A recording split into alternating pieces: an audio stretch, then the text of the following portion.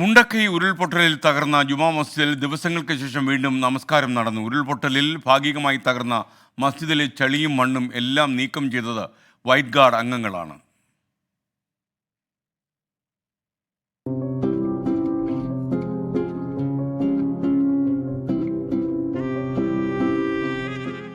July 29 രാത്രിയിലാണ് അവസാനമായി ഈ പള്ളിയിൽ ബാങ്ക് വിളി ഉയർന്നതും നമസ്കാരം നടന്നതും.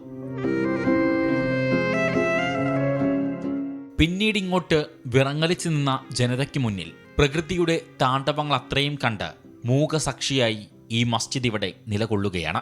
പള്ളിയുടെ ഖത്തീബ് ഷിഹാബുദ്ദീൻ ഫൈസിക്ക് ഒന്നുറക്കെ നിലവിളിക്കാൻ പോലും ആകാത്ത വിധം ഉരുൾ പള്ളിയുടെ അകവും പുറവും ഒരുപോലെ കയറിയിറങ്ങി. അത്ര ഭീകരമായിരുന്നു ആ രാത്രിയിലെ കാഴ്ചകൾ.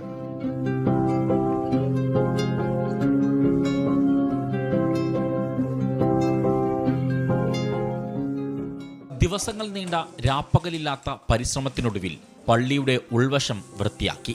അവിടെ വൈറ്റ് ഗാർഡ് അംഗങ്ങൾ ഇമാമോടുകൂടി നമസ്കരിച്ചു.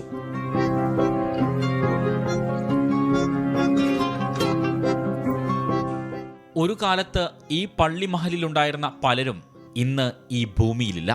5 നേരത്തെ നമസ്കാരം മുടങ്ങാതെ ബാങ്കുവിളി കേൾക്കുമ്പോഴെല്ലാം നാഥനെ സ്തുതിക്കാനെത്തുന്ന പലരും കാണാമറയത്താണ്.